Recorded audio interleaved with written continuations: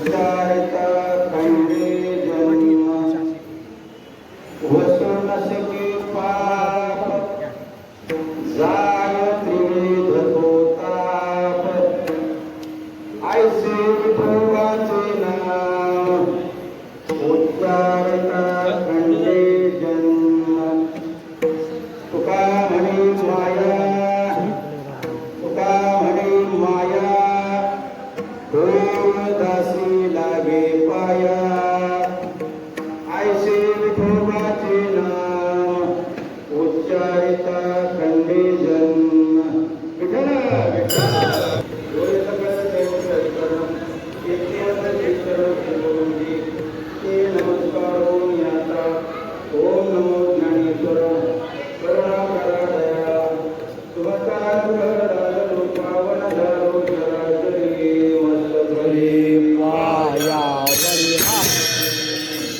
कुटी भरोग संचित क्रियमान भोग ऐसे विठोबाचे नाम उच्चारिता खंडे जन्म प्रस्तुत कीर्तनज्योती सेविकेचा चित्रा म्हणतो देहू सुप्रसिद्ध साधू वैराग्याचे मूर्तिमंत पुतळे असणारे खूप फार आहे यांचा चार चरणाचा आणि नामाचं महत्त्व सांगणारा अभंग आहे.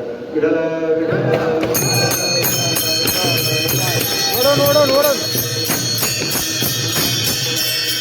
अभंग करण्यापूर्वी थोडासा पहिला द्यायचा तो म्हणजे असा आज विठ्ठल अष्टमी उत्सव विठ्ठल रुक्मिणी मंदिरे समिती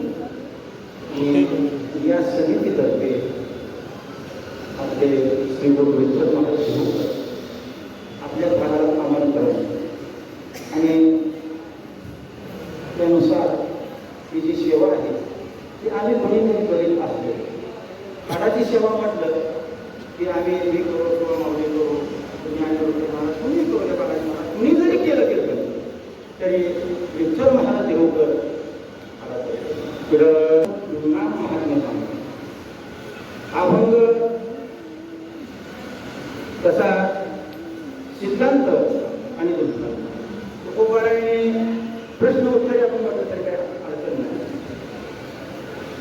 नाम कसं आहे बाबा ते नाम काय करतं त्या नामाचं फळ काय ते विस्तर आहे. रोग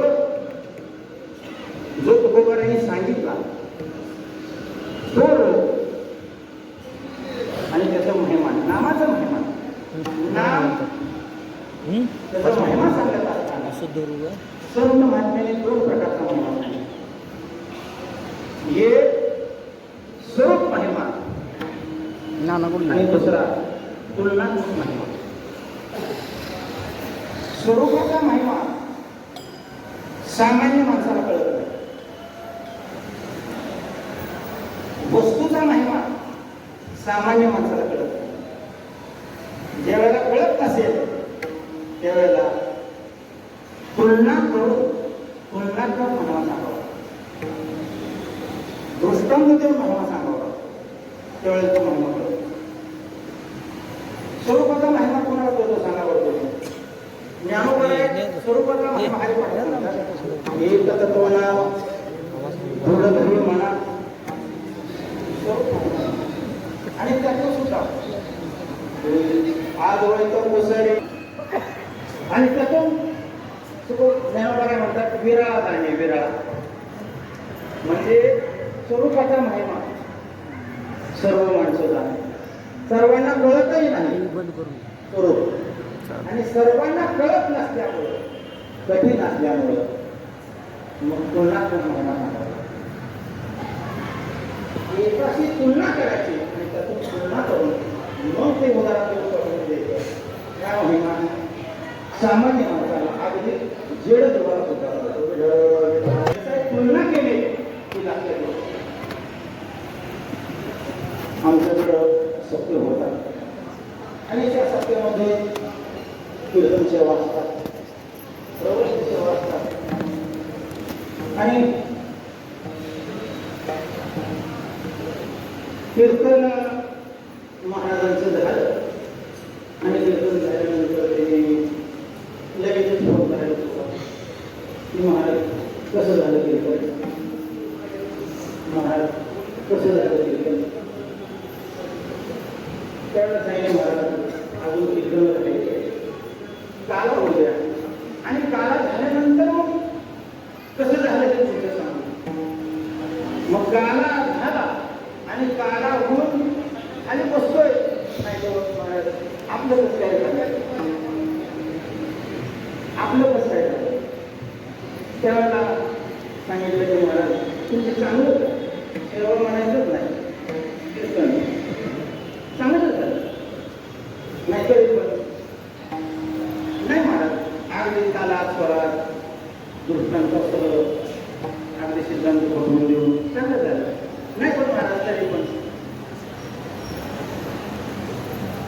महाराज अगदी उत्तमच झालं नाही पण तरी पण अहो महाराज सप्ताह जेवढी कीर्तन होती त्या कीर्तनात सगळ्यात चांगलं होतं.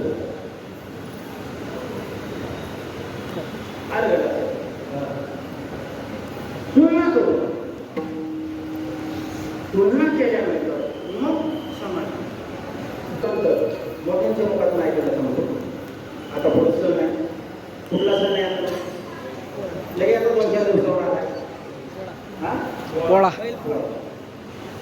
पोळ्याला काय करतात पोळे म्हणून त्याचं नाव पोळा.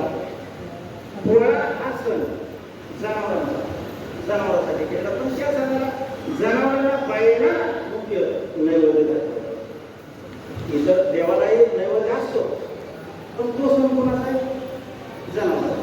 तर त्या सणाचा अगदी उत्तम प्रकारे पुरणपोळीचा स्वयंपाक करतात. पोळा आता प्रत्येक भागात वेगवेगळ्या महिन्यात असतो, वेगवेगळ्या पुणे जिल्ह्यात पुढच्या महिन्यात, सातारा जिल्ह्याचा पाठीमागं झाला. आता इथून खाली विदर्भ मराठवाडा आता येणार आपल्याबरोबर पोळा. तर पोळ्याच्या सणाला काय केले जातं प्रामुख्यानं पुरणपोळी केली जाते आणि पुरणपोळी केल्यानंतर त्यात अगदी विलायची घातली जाते. त्यानुसार घातली जाते विलायची किंवा सुद्धा आणि ती घातल्यानंतर उत्तम आणली सोबतच पोळी केली आणि अशी सगळं आता शेतकरी होता सगळं. तर त्यामुळे काम म्हणत नाही की आपण सगळं पूजा वगैरे झाली की जेवायला बसतो आणि जेवायला बसल्यानंतर अगदी सगळ्यात खाली पोळी तव्यात आणि तशीच पाकात ताटात पोळी आली गरम पोळी टाकलेले अगदी माठ सुटलेला आहे आणि पाक तर अगदी उलटाण्यावरच आहे, पोळी उलटण्यावरच आहे आणि ते ताटात आले आणि आल्यानंतर कशी झाली अजून त्याचा वाप निघते पोळीतून 100 तापमान येते वाप निघते कशी झाली आपली पोळी बघू द्यायची कशी झाली मोडायचा म्हणून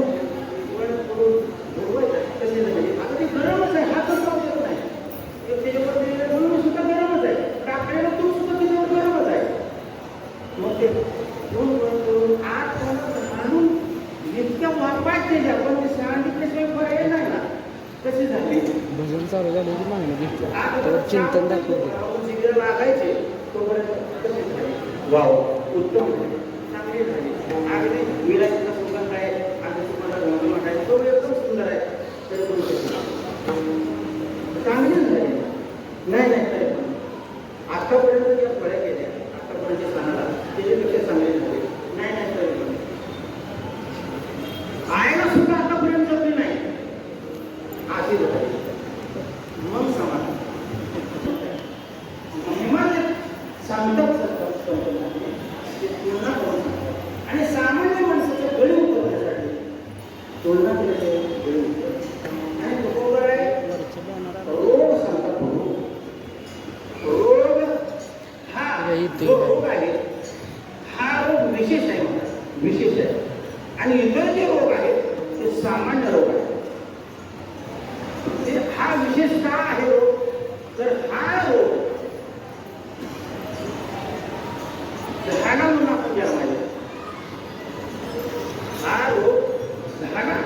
म्हणून आपण जन्माला आलोय. हा जन्माला यावं लागलं. रोग हा झाल्यामुळे इतर जे रोग आहेत ते इतर रोग आहेत ते इतर रोग जन्माला आल्यानंतर येतात का अगोदर येतात? मला सांगा, आता जे रोग आहेत चालू कोणताही रोग घ्या, घ्या मारतात पोटाचे काय विकार असते जोरात. कोणताही रोग घ्या, टीबी घ्या, कोरोना घ्या नाही आता गेला तो रोग, हे जे रोग आहेत हे रोग कधी येतात? जन्माच्या अगोदर येतात का जन्म झाल्यानंतर येतात? कधी येतात रोग? जन्म झाल्यानंतर रोग येतात. अगोदर कधी येतात? अगोदर हे रोग येत नाही. अगोदर जो रोग येतो जो येणारा जो रोग आहे अगोदर तो रोग महाराज अभंगाचा रोग संचित क्रियमान रोग. तो बघाय सांगतात भवरोग. भवरोग म्हणजे काय हो? एका वाक्यात त्याचं उत्तर आहे संसार. काय उत्तर आहे? एका वाक्यात उत्तर आहे संसार. हे बरोबर आहे कुठे हो एवढा कठीण आहे का हो? हा रोग म्हणत कधी नाही. हा रोग सहजासहजी जात नाही. आणि जगातील कोणत्याही औषधांना जाणारा रोग आहे. मी काय सांगतो, जगातील कोणत्याही औषधांना न जाणारा रोग. जगातलं कोणत्याही औषधांना तुम्ही ते जरी न जाणारा रोग म्हणजे रोग. हा रोग एवढा कठीण आहे. यातून करून जाणं महाकठीण आहे.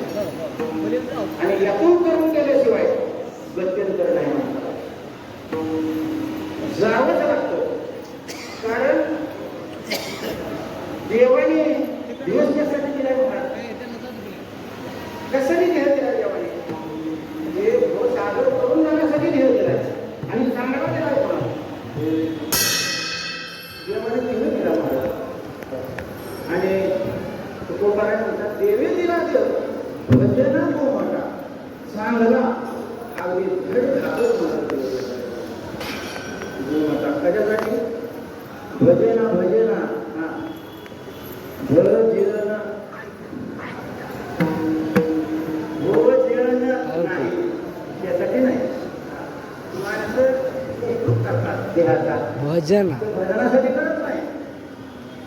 जास्त भजनासाठी करतात. जास्त कशासाठी करतात? उपयोग भजनासाठी करतात. पण त्यासाठी देवाने महाराज दिले हातपाय करा डोळे मुख बोलाय वचन कशासाठी? जेणे तू जोडाशी नारायण नाचे देवपण काय भवरोग भवरोग भवरोग दिली महाराज. काय यात काय कमी केलंय का देवानं? सगळे डबल डबल दिले. डबल डबल आहेत का नाही? 2 डोळे 2 हात आहेत 2 कान आहेत 2 नाकपुड आहेत सगळे 2 पाय आहेत. एकावर सुद्धा काम भागतंय की एक असला तरी काम भागतंय का नाही? तरी पण देवाला 2 दिले. देवाचे उपकार मानायला पाहिजे का नाही? पण नाही ना मानत आपण उपकार नाही मानत. तर देवाने हा भोग घडवण्यासाठी भजन करण्यासाठी एवढा मोठा दिवस दिला आणि त्याचा उपयोग करून घेतला पाहिजे. हे भजन करून मला संत महात्म्याने जे सांगितलंय आपल्याला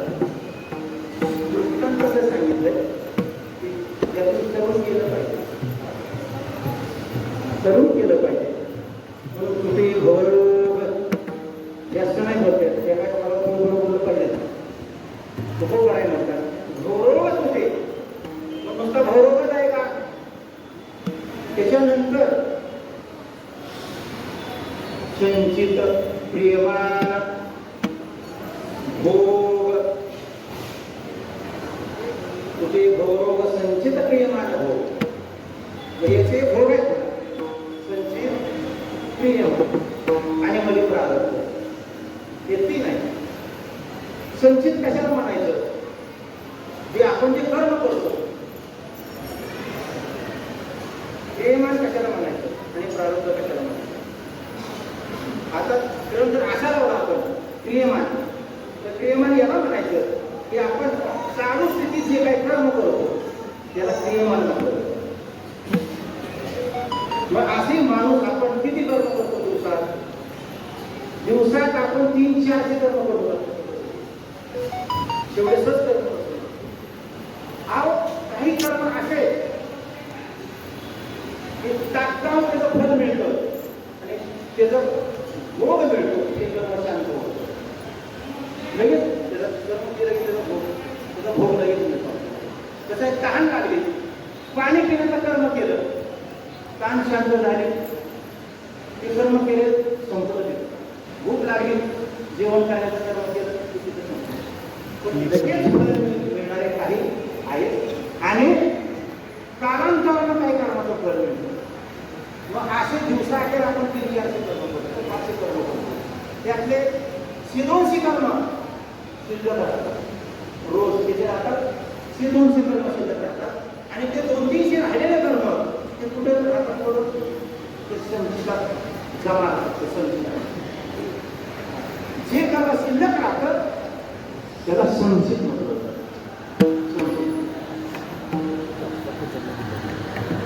कसं आहे, कर्मावरती विश्वास पाहिजे. कर्म केलेलं आहे ना त्याचा भोग हा मिळतच असतो. कर्म केले आणि त्याचा भोग मिळाला नाही असं कदापि शक्य होत नाही. आज नाही मिळाला, काळांतराने मिळेल. एका माणसानं सहज गेला आणि एका माणसाला कानफडीत मारली आणि तो निघून गेला. निघून गेल्यानंतर 2 महिने त्या माणसाची भेट झाली आणि भेट झाल्यानंतर ज्याला त्याने कानफडी मारली त्या माणसानं 6 वेळेस परत पडत 3 कानफड्या दिल्या. कर्म केलं, कानफडी मारली, पण व्याजासह परतफेड करावी लागते. 3 कानफड्या. कर्म केलं त्याचा भोग हा निश्चित मिळतो, निश्चित भोग हा मिळतो.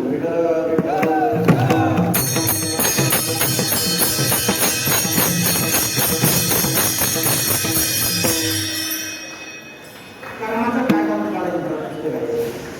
कर्माचा कायदा त्यात सविस्तर आलेला आहे. त्याच्यात अशी कथा आलेली आहे. एक जे होते न्यायाधीश आणि कर्मावरती भयंकर विश्वास आहे. कर्मावर भयंकर विश्वास. ते सकाळी बाहेर दिशेला गेले आणि बाहेर दिशेला गेल्यानंतर समोर एक माणूस पळतोय आणि त्याच्या पाठीमागं दुसरा माणूस एक हत्यार घेऊन पळतो आणि पळून त्याच्या माणसाला पाठीमागच्या माणसाला गाठलं आणि तिथंच त्या माणसाला पाळलं आणि ते माणूस तो माणूस गतकाम झाला. तो तिथंच सांगता. पण हे जे घडलं होतं ते न्यायाधीशाला समोर घडलं. पण न्यायाधीशाला माहित होतं की हे प्रकरण आपल्या समोर येणार. मग काही काळात ते प्रकरण आलं आणि आल्यानंतर ज्या माणसाचा खून झाला त्या माणसाच्या लोकांनी याचिका दाखल केली आणि दाखल केल्यानंतर ज्या माणसाने खून केला होता तो माणूस तिथं नव्हता. दुसराच माणूस या ठिकाणी होता आणि वकिलांनी एवढा युक्तिवाद एवढा केला तो माणूस या ठिकाणी नव्हता, दुसरा होता. पण त्याला नाईलाज झालं, न्यायाधीशाला फाशीची शिक्षा द्यावी लागली. न्यायाधीशाला माहिती होतं की हा खून या माणसाला केला नाही. न्यायाधीशाला माहिती होतं. न्यायाधीशाने व्यक्तिगत त्या माणसाला बोलवलं आणि विचारलं की बाबा या माणसाला खून तू केला नाही हे मलाही माहित आहे, माझ्या समोर झाले. पण न्यायाधीशाला न्याय देत असताना व्यक्तिगत ज्ञानाचा उपयोग होत नाही. त्या ठिकाणी माहितीच्या आधारे पुराव्याच्या आधारे न्याय देतात. व्यक्तिगत तिथं त्या ठिकाणी काय कामाचं नसतं. तेवढं सांगितलं की बाबा जो खून झाला होता तो माझ्या समोर माहिती ना तुमच्या ठिकाणी नव्हता. दुसरा मनुष्य होता. म्हणजे मला सांग, ज्या ती तुला तिथं उभा राहिला आहे आणि त्या तुला फाशीची शिक्षा झाली, त्या ती याच्या पाठीमागं तू धरून गेलाय का, असं त्याला विचारलं. आणि असं विचारल्यानंतर त्यांनी सांगितलं, साहेब मी एक नाही, दोन केले. किती? दोन केले. वृत्तांत सांगता मला सांगायचं आहे काय, जरी पैसे देऊन पाठीमागचा जो सुटला तरी पण कर्म असा आहे महाराज, त्याला त्याची शिक्षा मिळवतच असते. आणि मिळतच असते. माणसाला वाटतं ती मांजर डोळं दाखवून दूध पिळते, पण बघणारा ठिकाणी नव्हतं. बघणारा प्रत्येक माणसाला वाटतं आपल्याला कोणी बघितलंय, आपल्याला कोणी पाहिलंय असं वाटतं.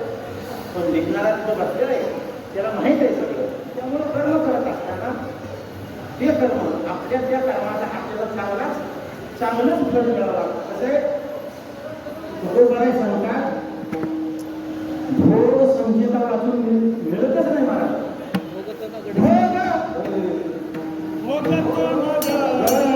भोग कर्म घडे संचिता वाचून, तुकोबाराय सांगतात भोग तो न घडे, घडतच नाही. संचिताशिवाय भोग घडत नाही. तुकोबाराय सांगतात संचित आणि प्रेम, आणि जे भोग द्यायला समोर काय येतं त्याला प्रारब्ध म्हणतात. ते प्रारब्ध ते माझ्या प्रारब्धात होतं. आणि काय मिळत नसेल ते माझ्या प्रारब्धात.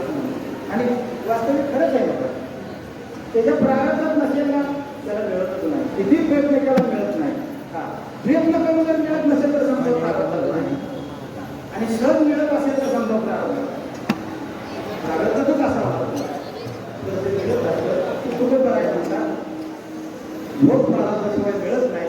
आणि हे संचित क्रियमान भोग आहेत ते संचित क्रियमान भोग कुठे हो, हे जे कुठं करायचं म्हणतात. हे जाण्याचं कारण काय, कशामुळे जातात, काय जातात, कसं जातात, साधकानं विचारला कल्पना करा. आणि साधकाला कुठं करायचं सांगतात, ते कसं जातं ते महाराज आपण तो करायचं सांगतात. ते कशानं काय तर महाराज औषध सांगतात. औषध रोगही सांगतात आणि औषधही सांगतात. ते औषध असं आहे म्हणतात, ते औषध घ्यावं लागत नाही, खायची गरजच नाही औषधाला, फक्त उपचार करायचे. रोग जाण्यासाठी औषध खावं लागतं तर रोग जातो. मला सांगा, हे जे सगळे व्यवहारातले रोग आहेत हे सगळे रोग औषधं विना जातात का? वाचल्यानंतर डॉक्टरने चिठ्ठी दिली आणि वाचली, आणि वाचल्याबरोबर दाखवून झाला असं होतं का? नाही भाऊ, अहो गोळ्या खाऊन होत नाही सांगतो मी, गोळ्या खाऊन होत नाही. आता अलीकडे असं काही निघाले, पेशी कमी होणं, वाढणं. तरुण असलं तरी सुद्धा 3 दिवसाला 3 बाटल्या चालायच्या. डॉक्टर सांगतात 3 दिवस त्याचा कोर्स आहे. किती झाले? 9 बाटल्या. 9 बाटल्या होऊन परत सांगतात रक्तचेक करावं लागेल. पुन्हा अजून वाढतात काय, पुन्हा कमी होतात. एवढं या रोगाला औषध खाऊनच नाही म्हणून सुद्धा नाही तर शरीरात सुद्धा असं करायला बरं तरी सुद्धा कमी होईल हे रोग. पण तो काय सांगतात या रोगाला औषध खावं लागत नाही. कसं आहे, सुलभता, औषधाची सुलभता. ज्ञानोबराय सांगतात, ज्ञानोबराय अति रुची व्हावे मधुर जैसे. औषध कसं असावं, ज्ञानोबराय म्हणतात गोड असावं, गोड. आणि गोड म्हणून ठेवावं. डॉक्टर कसं पाहिजे माहिती आहे का, डॉक्टर असे गोड आणि औषधही कसं मधुर, अतिरुची मधुर जायचे. ज्ञानोबराय सांगतात मधुर असावं आणि गोड असावं, सगळं सोपं असावं असं औषध पाहिजे. तर ते औषध कुठं करायला सांगतात, ऐसे विठोबाचे नाव उच्चारिता खंडे जन्म असा औषध आहे. एक नाक आहे तो बघायला त्याची भोवरागाचे औषध जन्म जरा होते व्याध आणि काही नव्हे बाग घरी नवद शेडवर्गा सावळे रूप ल्यावे डोळा औषध आहे. हेच औषध आहे. गोबर आहे एका ठिकाणी सांगतात गोबर आहे म्हणतात अहो असं सामान्य रोग तुमचं रोगासारखा रोग जातो सामान्याची काय किंमत आहे. शेताय आणि मग काय सोडलं ते ब्रह्मरस घेई घ्या म्हणायचं बघायचे ब्रह्मरस घेऊन मोठा तिने पिढा वारेल पत्ते नाम विभोगाचे लोक चोख पत्ते नाम विभोगाचे आणि तो वाचन न सेवे कुटुंबाला सांगता पत्ते ये काय विभोगाचं नाम आणि तो वाचन न सेवे दुसरं वाचन काय सेवन करायचं एक मी सांगतोय काय की उच्चार केला तरी लोक थांबतोय नवे नवे ऐकलं तरी थांबतोय दुसऱ्याला विचारलं तरी तुला लोक वाढवतो दुसऱ्याचं ऐकलं तरी वाढवतो नवे नवे वाचलं तरी सुद्धा वाढवतो. इतकं सोपं सोपं करायचं म्हणतात ऐसे विठोबाचे नाव उच्चारिता गणले जन्म सांगा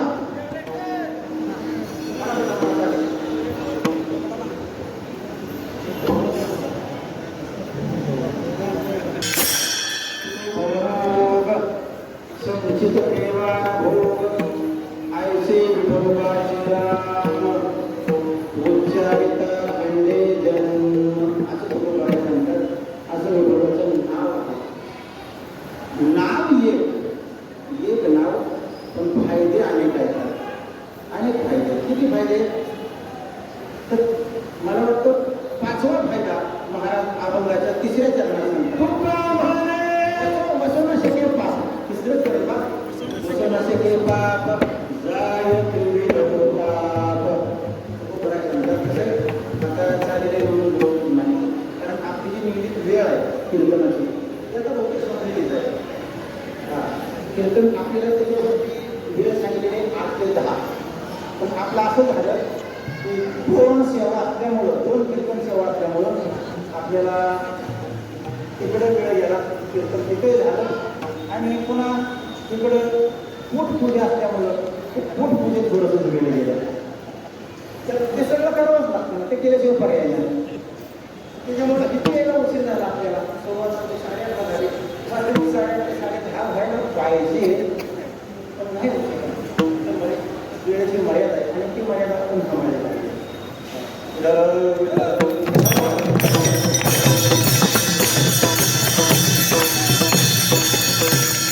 आपल्याला नियम आहे की फारावरती फार आपल्याला करायचं पण हा वादनातच आहे जवळजवळ ते महाराजांनी 5 किलो आता हे हार तुम्हाला उभा राहणार काही बघावं विधान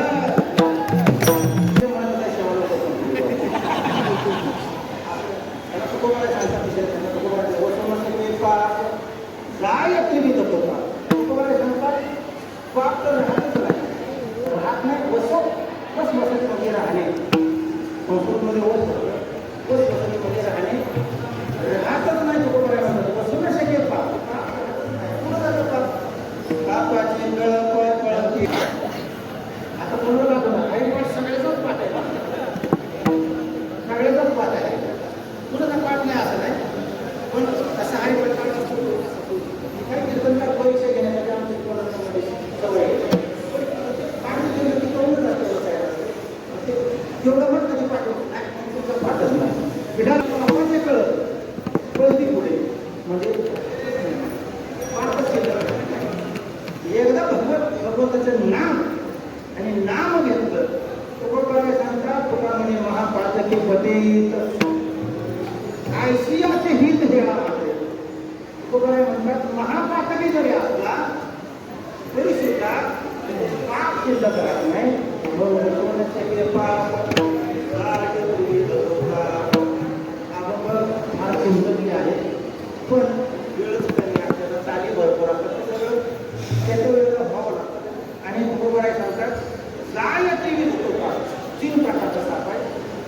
आधी भौतिक, आधी दैविक आणि आध्यात्मिक. आधी भौतिक, आधी दैविक आणि आध्यात्मिक असा क्रम आहे त्याचा. आध्यात्मिक काळ, आधी दैविक काळ आणि आधी भौतिक काळ असे 3 प्रकारचे ताप आहेत. या 3 प्रकारच्या तापाला 3 दुःख म्हणतात आणि 3 प्रकार 3 दुःख आहेत. भयंकर आहेत. तर हे असले जरी असले तरी तुकोबाराय म्हणतात आयसे विठोबाजीला उच्चारिता खंडे जन्म.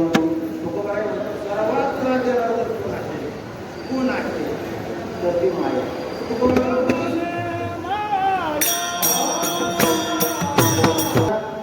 होय दासी लागे पाया. तुकोबाराय म्हणतात माया होय दासी लागे पाया. माया ही सवासनी करून जात नाही. एकची लीला करते ती सर्व भावेमध्ये बदले. आईचेकडे करते माया जे सर्व भावे मध्ये बदले. ज्ञानोबाराय म्हणतात हे सर्व भावाने मला बघतात ते आईचेकडे करते. ते अलीकडे करून गेले त्या पलीकडे जायची गरज. संत म्हणते माया हा तुकोबाराय करते. तुकोबाराय म्हणतात ती असे आमची माया निरंतर किती कठीण आहे पण जरी कठीण असते तरी सुद्धा संत महात्म्यांना भक्तांना ती कठीण आहे. तुका म्हणे माया दासी लागे पाया. हे काय औषध आहे? औषध हे काय आणि त्याच्यावरती औषध उपाय किती पर्यंत पहिला उपाय होते भोग. आयसे विठोबाचे नाम प्रियमान संचित भोग. आयसे विठोबाचे नाम उच्चारिता खंडे जन्म. आयसे विठोबाचे नाम वसवनाचे ते पाप. आयसे विठोबाचे नाम गायत्री विधताप. आयसे विठोबाचे नाम माया होय. आयसे विठोबाचे नाम काशी लागे. आयसे विठोबाचे नाम संगतीचा म्हणायला दिवस करा विधाला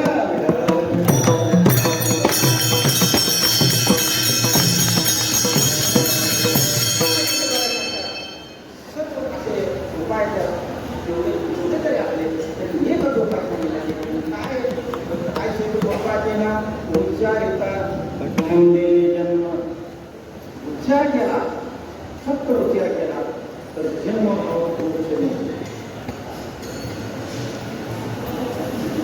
जन्म गरजच नाही जन्माची. असा उच्चार करायचा म्हणतात. फक्त उच्चार करायचा. गुढी घ्यायची नाही ना औषध घ्यायचं नाही उच्चार करायचा. आयसे विठोबाचे नाम उच्चारिता खंडे जन्म. सांगा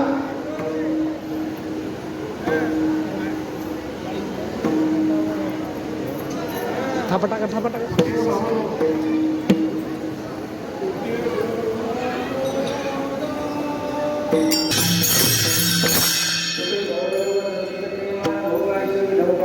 उच्चारिता खंडे जन्म.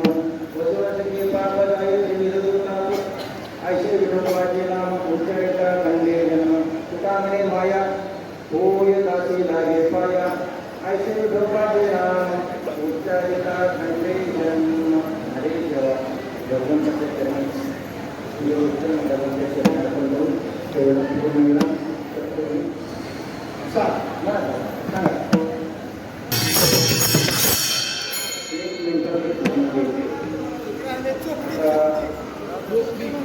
तीन तारखेला